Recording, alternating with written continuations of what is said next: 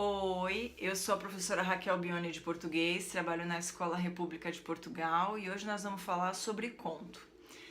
O conto é uma narrativa literária curta, escrita em prosa, que envolve tempo, espaço, enredo e personagens.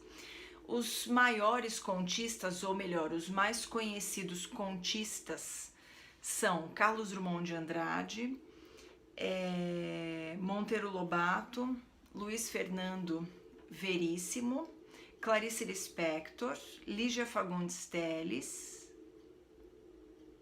e Machado de Assis, que é aparentemente o mais conhecido de todos eles. A estrutura do conto, ela é fechada e ela também é objetiva. Por quê? Porque dentro do conto há apenas uma história e um conflito. Por isso, o conto ele tem como característica ser uma narrativa curta. Além disso, como estrutura do conto, nós temos introdução, desenvolvimento e clímax. Dentro do clímax aparece o epílogo, que eu vou explicar um pouquinho mais para frente. Então, a introdução, ou melhor, na introdução é quando nós, leitores, passamos a ter conhecimento dos personagens, da história, do espaço, do tempo. É na introdução que tudo se apresenta. Daí vem o desenvolvimento. No desenvolvimento, a maior característica é o diálogo. Todo conto tem como característica principal a presença do diálogo. É através dele que o conto ele vai se desenvolvendo.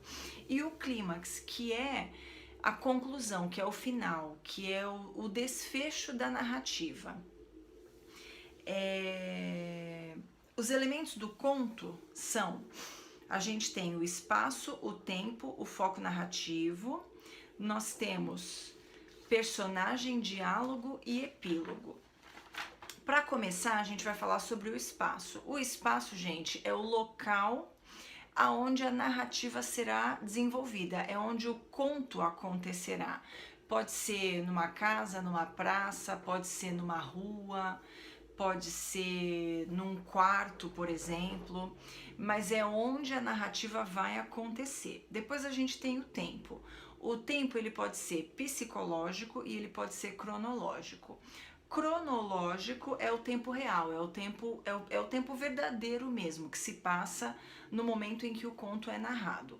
O tempo psicológico faz parte das lembranças e do sentimento dos personagens, ou melhor, de apenas um personagem, se for o caso. O foco narrativo trata-se dos tipos de narradores que são presentes no conto.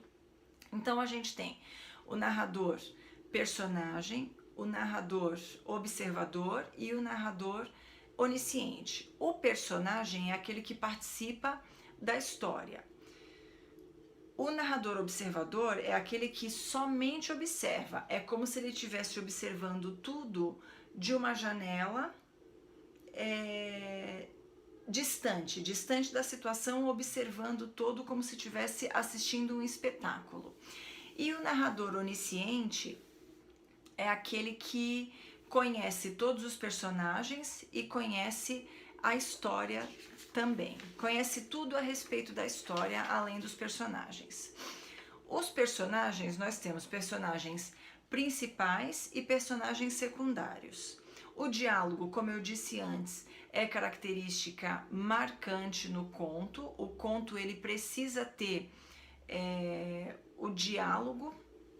E por final, nós temos o clímax, ou melhor, o epílogo. O epílogo é uma característica presente no final do conto, ou seja, no clímax, que é o ponto alto. Então, o que é o epílogo?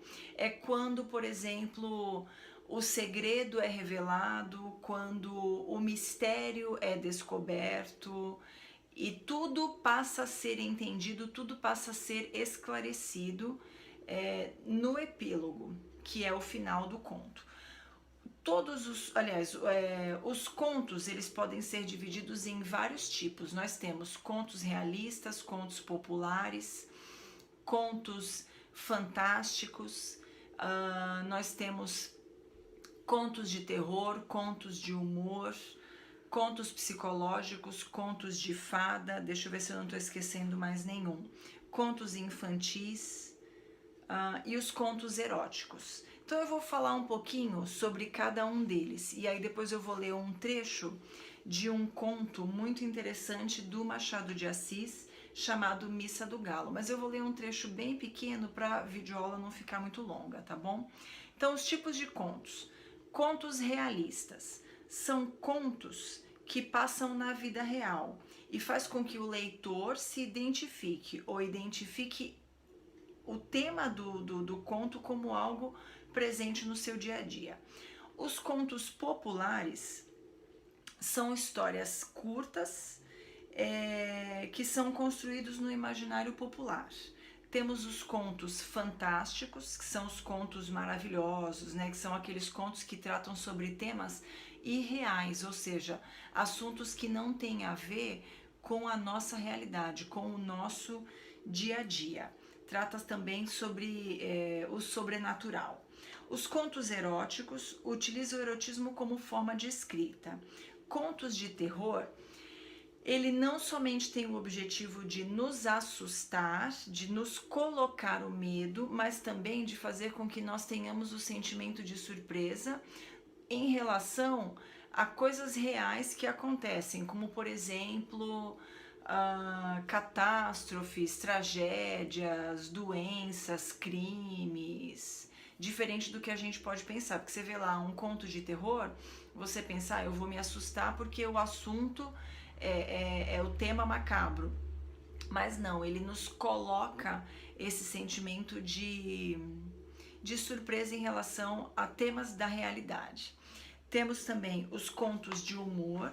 O conto de humor, ele utiliza características da fala, do discurso. O autor, ele se utiliza de mecanismos linguísticos como figuras de linguagem para nos causar a diversão, para nos causar, nos despertar, o riso. Contos infantis, utiliza a linguagem que chama a atenção das crianças. Contos psicológicos, ele se passa na mentalidade, na imaginação do personagem. E os contos de fadas são narrativas que possuem personagens antigos, medievais, personagens folclóricos, como por exemplo fadas, gnomos. E a ideia de todo conto de fada é, ao final dele, trazer uma história, dar uma moral para o final desse tipo de conto. Então agora eu vou ler para vocês um trecho, alguns trechos de um conto do Machado de Assis chamado Missa do Galo. Nunca pude entender a conversação que tive com uma senhora há muitos anos. Contava eu 17, ela 30. Era noite de Natal. Havendo ajustado com vizinhos irmos à missa do galo, preferi não dormir. Combinei que eu iria acordá-lo à meia-noite. A casa em que eu estava hospedado era do escrivão Menezes, que fora casado em primeiras núpcias com uma de minhas primas.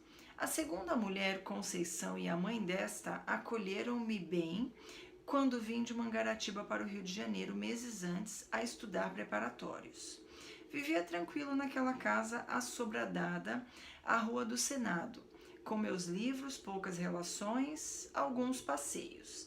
A família era pequena, o escrivão, a mulher, a sogra e 2 escravas. Costumes velhos. Às 10 horas da noite, toda a gente estava nos quartos. Às 10h30, a casa dormia. Agora eu vou lá para o final, tá? Os minutos voavam, ao contrário do que costumam fazer quando são de espera.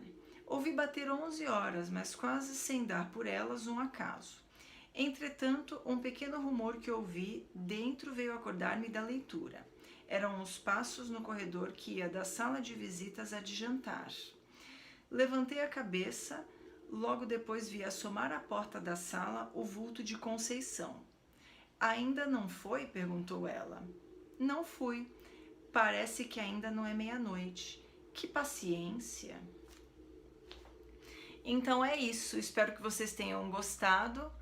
E espero que, mais do que isso, que vocês também tenham entendido um pouquinho da minha tentativa de passar para vocês o que é o conto, tá bom, pessoal? Obrigada!